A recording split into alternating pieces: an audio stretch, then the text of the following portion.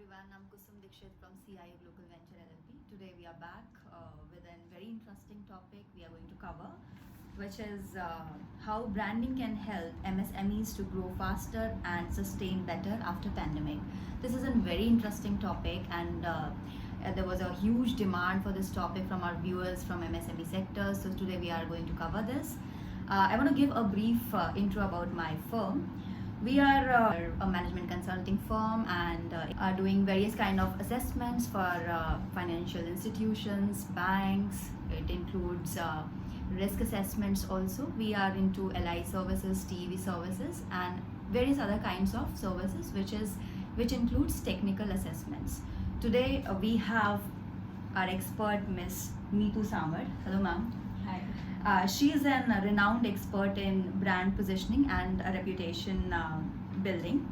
So, she has 2 decades of experience. She is the founder of Eminence, which is a reputation consulting firm which helps companies and individuals in enhancing their respective brand experience and building credible reputation.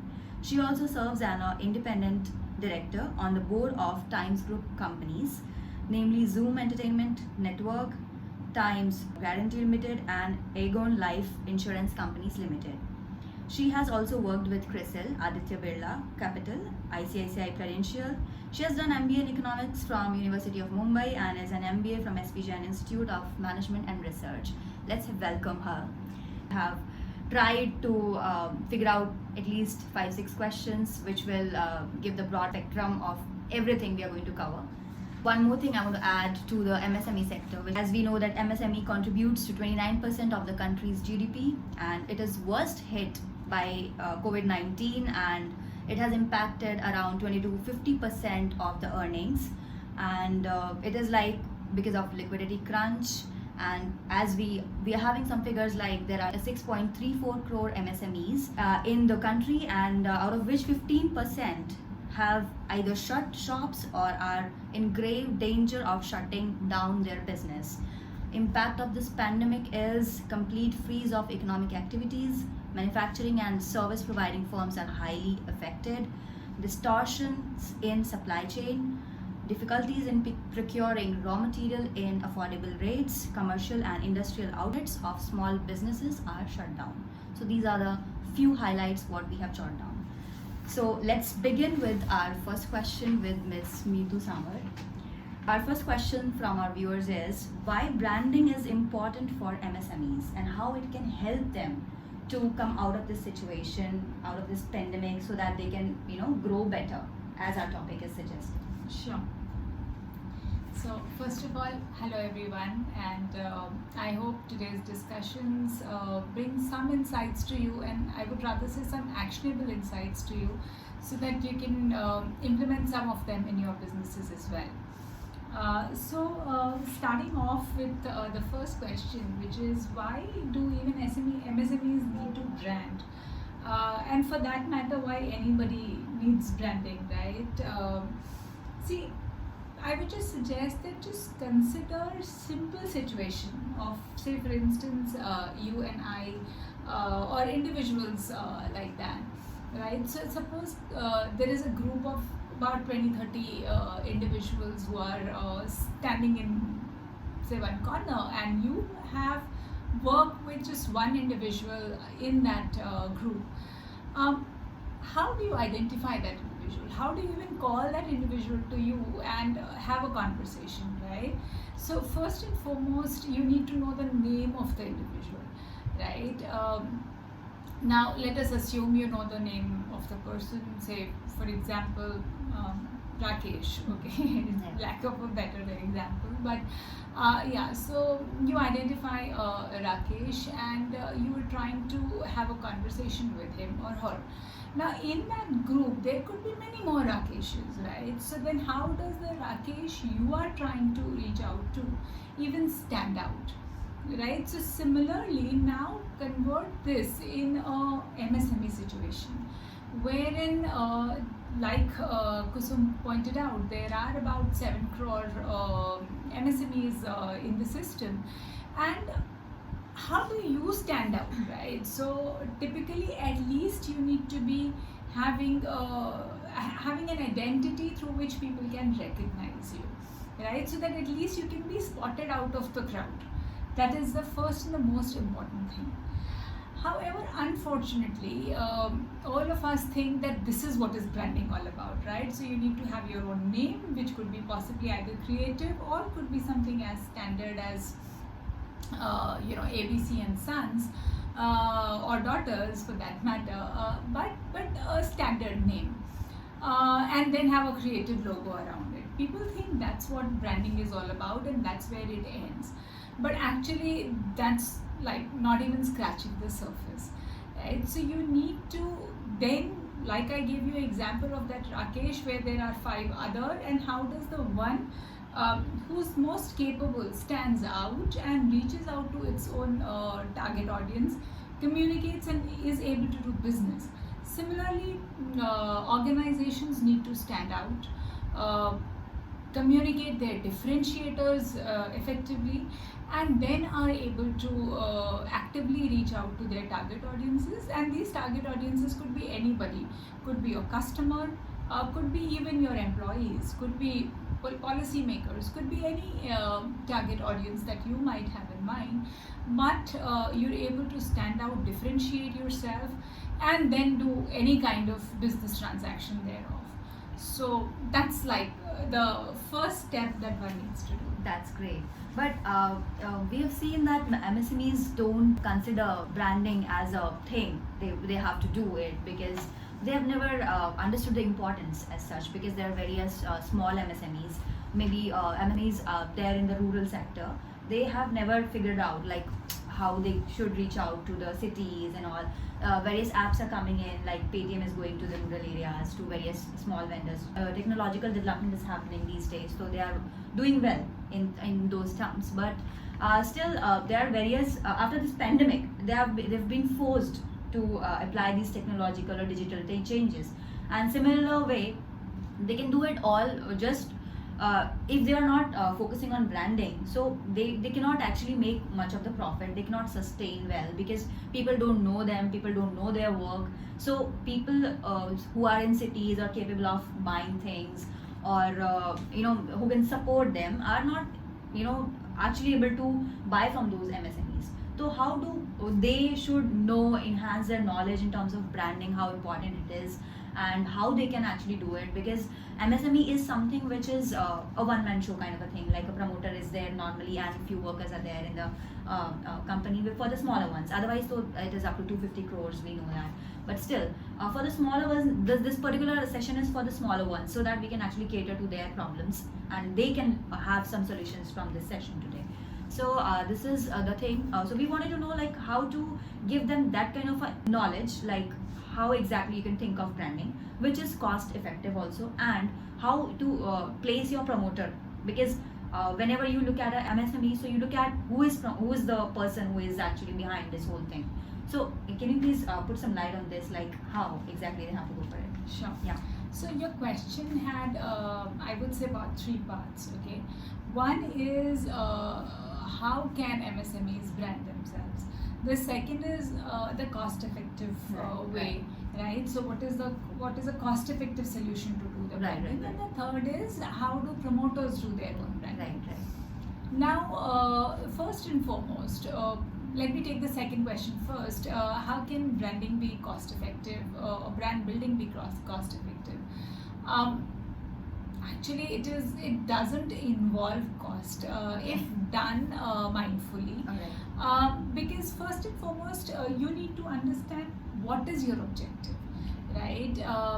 Typically what is understood is high decibel campaigns, like say your ad campaigns, or say outdoor promotions, or maybe social media campaigns and so on, result in brand building. Of course they do, right? But what they do is they build recall. What you need to do is you need to find out what is your purpose, right? So I will combine your first and second question and answer it in a manner that how can you build a cost-effective brand solution. Very simple. First and foremost, what we learned in our school, answer the W's in the edge, Right. right? So start with what? Okay. What is it that you want to achieve, Mhm. right? Is it that you want to build sales? Or it could be that you want to attract more employees, better quality employees. Maybe your markets are abroad, or maybe your markets, are not catering to a market like India, but you're operating out of India because the costs are, reasonable here. Now, so how are you able to attract good quality employees? Right. That becomes another objective. It could even be an objective that how do I reach out to opinion makers and policy makers and influence policy decision, right? So whatever is your objective, you need to first define that. Know your what. What is your objective? The second question you need to answer is the why.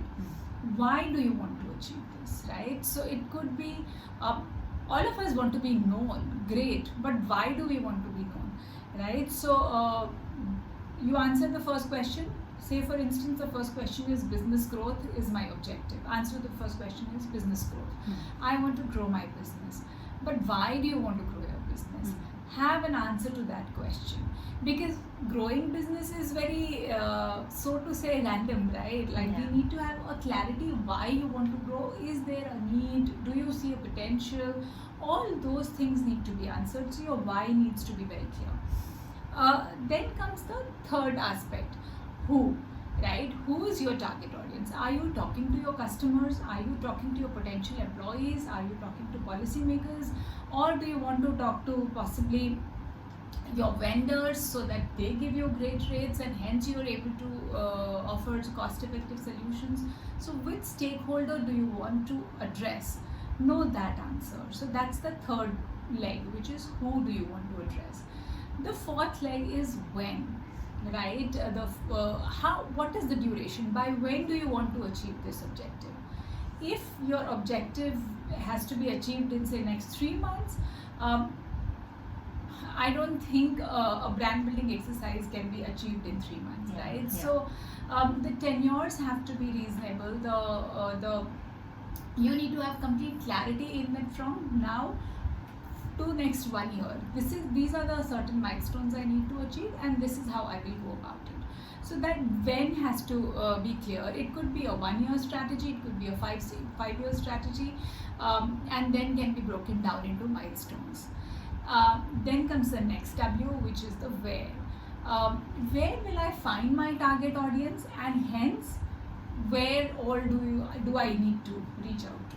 Now, if my target audience is not going to be reading the hoardings, why do I need to be there on the outdoor Yeah, campaigns? I don't need to be there, right? If my target audience is not going to be on social media, there is no need to do a social campaign.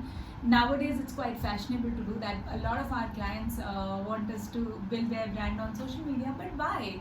If your TG is not lying there, no point investing your time, effort, money there, right? So you know where your target audience lies, and hence define where will you do your communication accordingly.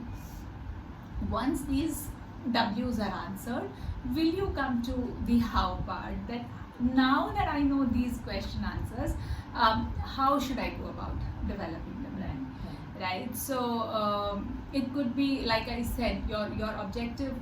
For instance, I'll just give you a live case. One of our clients who's a wealth manager. Now his objective is very clear, that he wants to build brand amongst the UHNIs, the ultra high net worth individuals, and very limited set of it, right? So there are two objectives. One, that my existing clients should be very happy, so that they give me references, and also the new clients who come my way should have a certain mindset. These are his two who's, whom he is trying to, or this firm is trying to reach out to.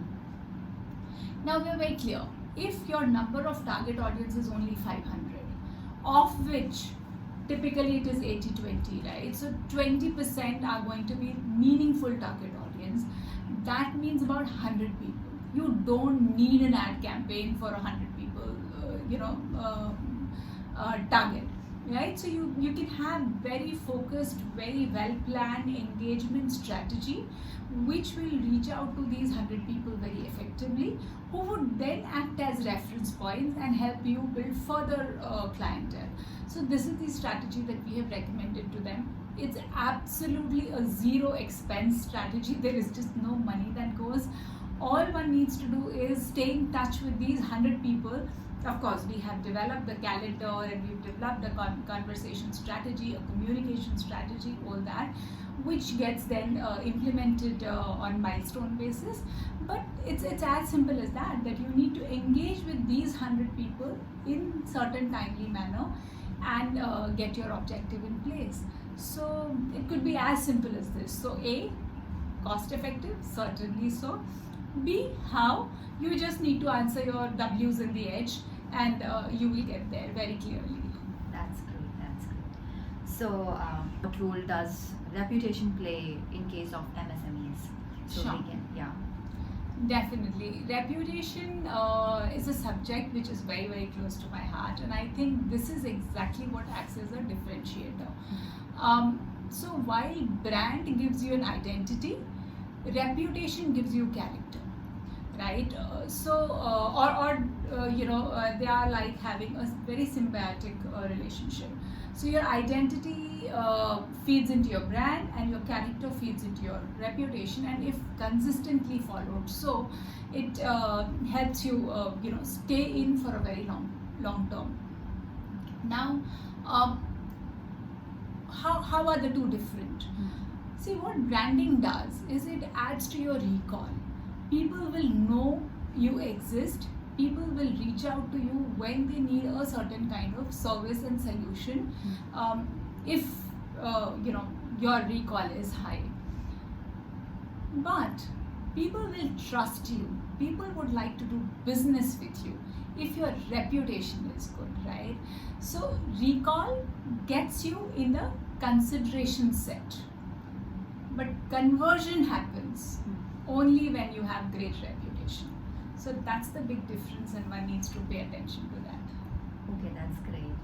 Do promoters need to invest in building their brand? If yes, then what steps should a promoter take to enhance his and her own brand as an individual and his organization? Absolutely. So this was actually, was a part of one of the previous questions Yes. also, which we missed.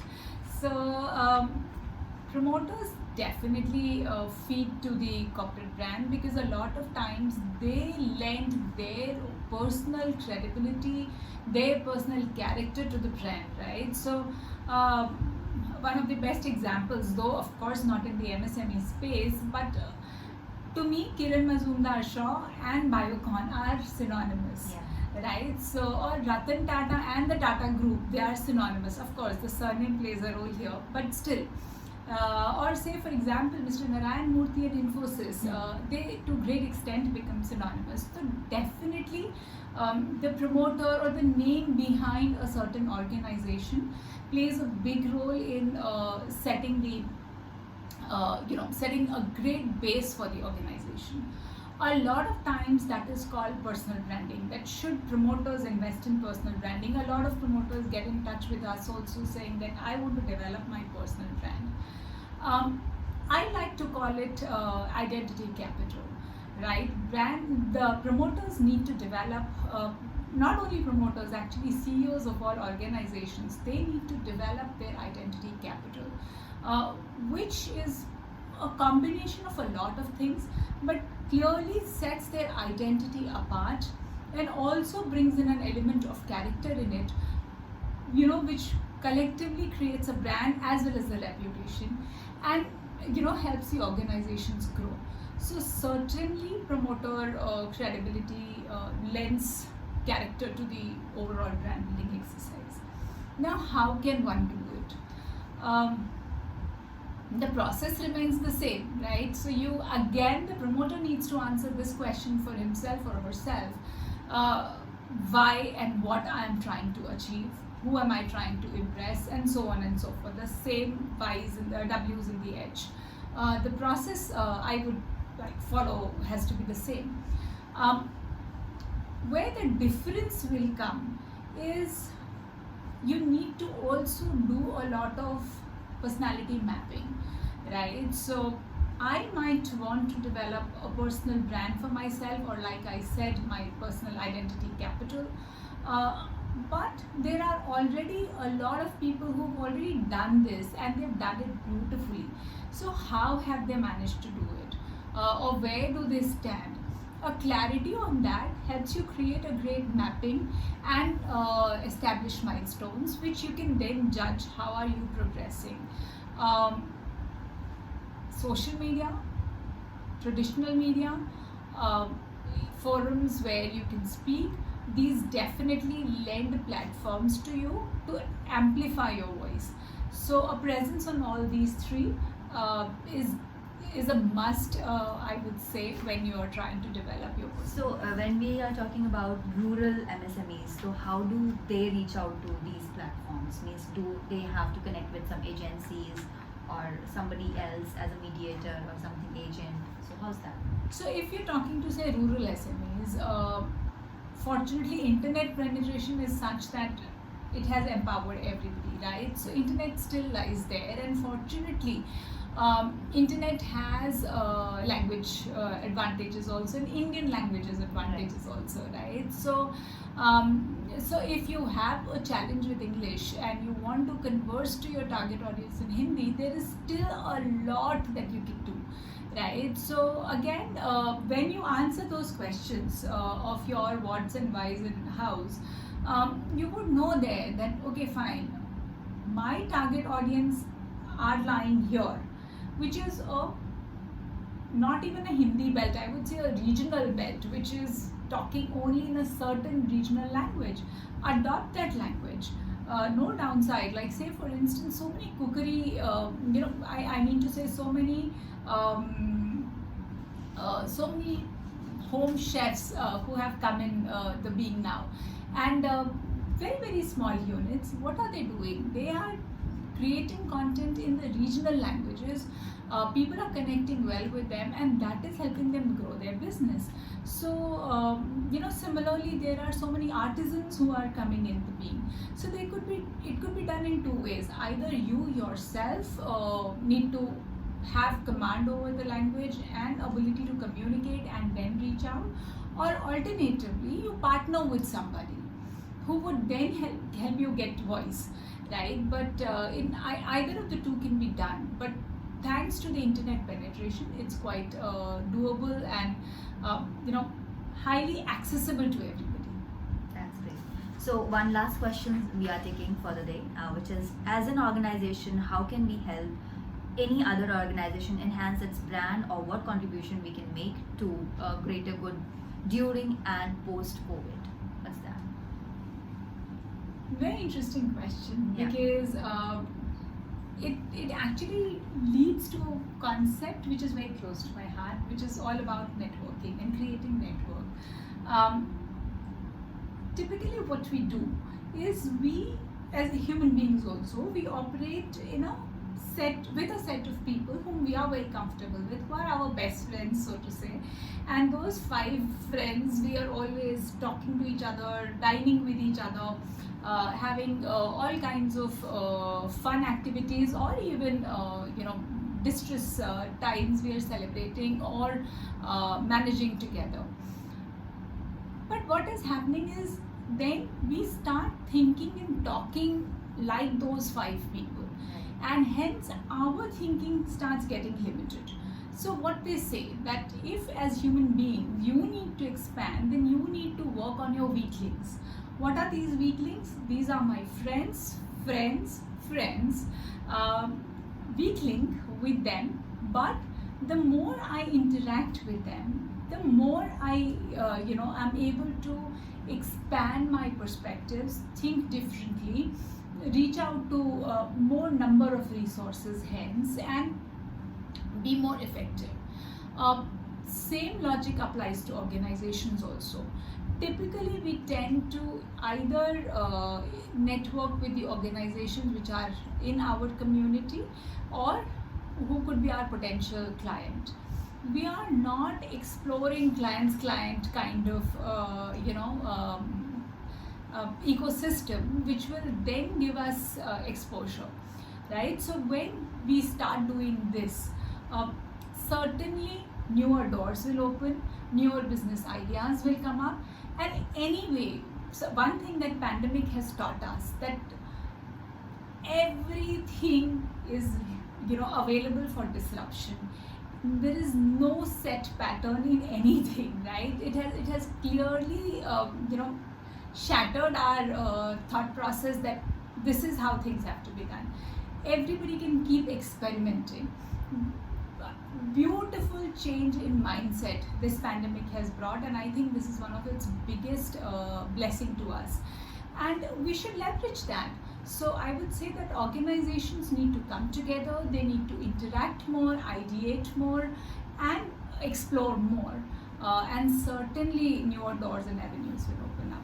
That's great. Thank you, Ms. Neetu, for such a great session. Hope it has given you few insights, and we will be back with some another interesting topic. See you till then. Bye bye. Thank you. Bye.